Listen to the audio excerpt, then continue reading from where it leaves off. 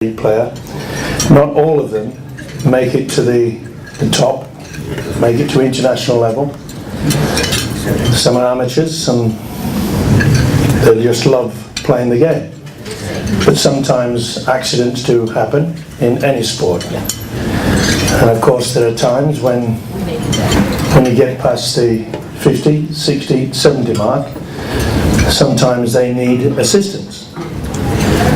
In other words, they need help from the people involved in rugby league. We have two fine gentlemen in the audience tonight who have put a lot of time and effort into these charities. I would now like to call firstly our guest from Australia, Mr. Ron Coote. Ron, we often see the stars and the highlights of our wonderful game, but sometimes there are lowlights. Maybe you could just tell the audience about the Men of League, how it started. Yeah, thank you, Steve. Ladies and gentlemen, firstly I'd just like to say how great it is to be here in this room with so many legendary rugby league players.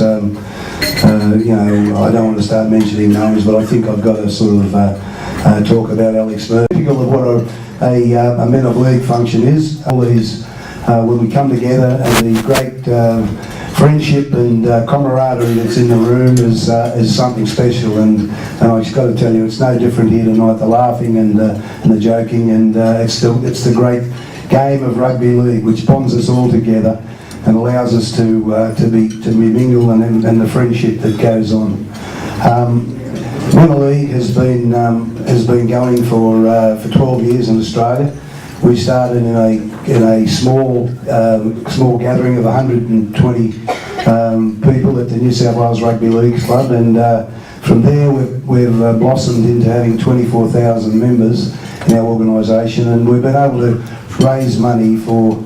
Our charter is to raise money for people, for players, officials and referees and their families. And we've been able to support them to the extent of $3.5 million in the 12 years that we've been running. Now that includes all different types of things of help that we've been able to give them.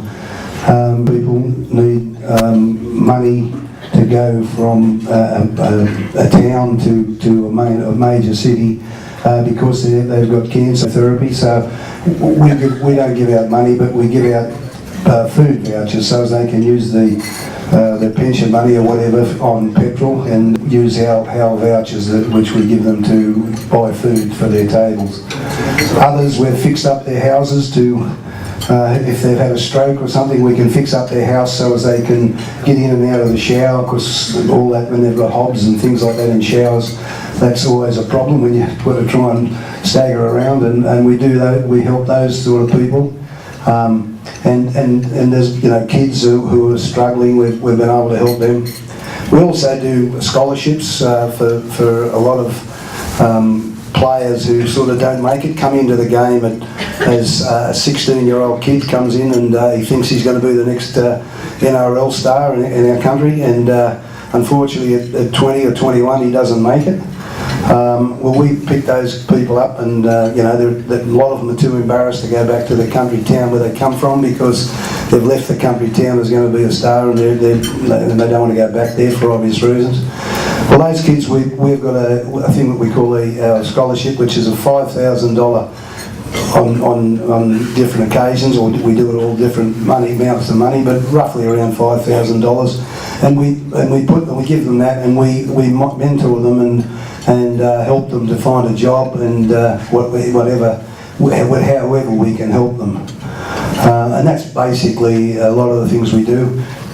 We have the 24,000 members, but we also have branches right throughout Australia. Now we go in every major city except Hobart and in Adelaide. We haven't got a branch, or what we call our branches, but we've got something like 40 odd branches, and every one of them branches has functions like this tonight, and that's how we raise our money.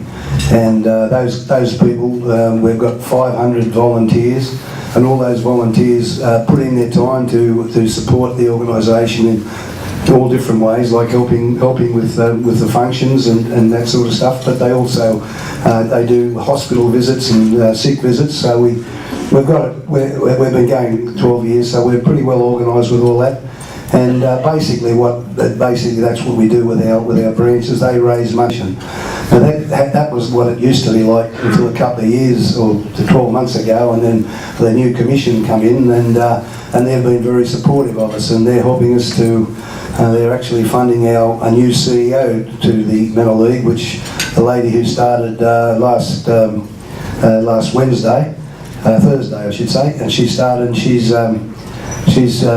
very, we feel she's a very competent person, and she was the CEO of Legacy, and last year she raised $5 million for Legacy, which is a great charity in Australia, and we feel that she's certainly going to be able to help our organisation and allow us to be able to help more and more people in the rugby league world who need help. And anyway, I think that's a pretty broad expansion of what the Mental League do, and we would like to say, how Mama just saying how great it is to be over here. I think it's really good that to be able to see all you people and see all the old mates, all the blokes we played against and players we played against, and see how strong they're going. And I think the game's in great shape, and we've had a great World Cup, and I'm certainly, and my wife, and I'm sure the McCarthys who've been travelling with us and have all had a fantastic time over here.